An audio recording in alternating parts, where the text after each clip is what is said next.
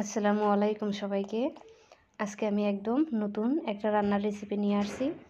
আগেও আমি কোনোদিন এই রান্নাটা করি নাই, তাই বসে বসে ভেবেছিলাম যে কি রান্না করব। তাই দেরি না করে একদম চটপট একটা মাথায় যা আসে তাই বানিয়ে নিলাম। তো দেখেন, এখানে আমি কড়াই বসিয়ে দিয়ে কড়াইয়ের মধ্যে তেল দিয়ে পেঁয়াজ কুচি করে নিয়েছিলাম। পেঁয়াজ কুচিগুলো দিয়ে কাঁচামরিচ দিয়ে দিলাম, আর এখানে আমি শুকনো লঙ্কা গুঁড়ো দিয়ে দিলাম। আগে থেকে আমি কিছু মুসুর ডাল ভিজিয়ে রেখেছিলাম, সেগুলো দিয়ে দিলাম। আর এর মধ্যে আমি অল্প পরিমাণ ধনিয়া গুঁড়ো দিয়ে দিলাম, দিয়ে ভালোভাবে নেড়ে চেড়ে নেব। নেড়ে চেড়ে নিয়ে কষানোর জন্য একটু পরিমাণ জল দিয়ে দেব।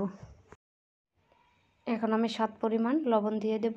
লবণ দেওয়া হয়ে গেলে এখানে আমি ঢাকনা দিয়ে কিছুক্ষণ ঢেকে নেব, ডালটা অল্প পরিমাণ সেদ্ধ হওয়ার জন্য।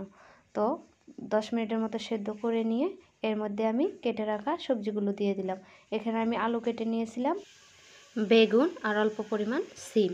তো এগুলো আমি ভালোভাবে একটু নেড়ে চেড়ে নেব। নেড়ে চেড়ে নিয়ে ঢাকনা দিয়ে দেব কিছুক্ষণ কষানোর জন্য। আরও 10 মিনিটের মতো কষিয়ে নিয়ে নিলাম। দেখেন কষানো হয়ে গেছে, জলগুলো শুকিয়ে গেছে একদম।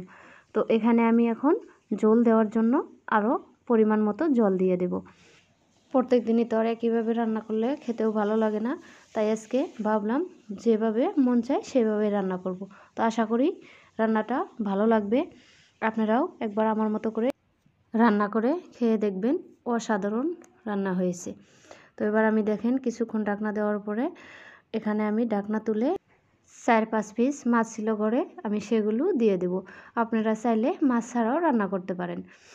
তো এখানে আমি ঢাকনা দিয়ে দিলাম কিছুক্ষণ হবার জন্য। তো ঢাকনা তুলে নিলাম, তুলে নিয়ে এখানে আমি অল্প পরিমাণ জিরে গুঁড়ো দিয়ে দিলাম 1 চামচের মতো। তো জিরা গুঁড়ো দিয়ে এখানে আমি একটু নেড়ে চেড়ে নেব। বন্ধুরা, রান্নাটা আমার প্রায় শেষের মধ্যেই। তো আপনারা আমার পাশে একটু এসে দাঁড়াবেন, আমাকে উৎসাহ দেবেন ভিডিও করার জন্য। তো আমিও আপনাদের আরও নতুন নতুন রান্নার রেসিপি আপনাদের মাঝে যাতে শেয়ার করতে পারি।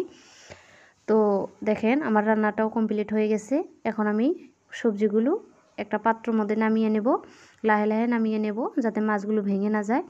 তো হ্যালো বন্ধুরা, আপনারা আমার পাশেই থাকবেন আর এবং লাইক কমেন্ট শেয়ার করতে ভুলবেন না আমার চ্যানেলটি। তো টাটা অ্যান্ড টেক কেয়ার।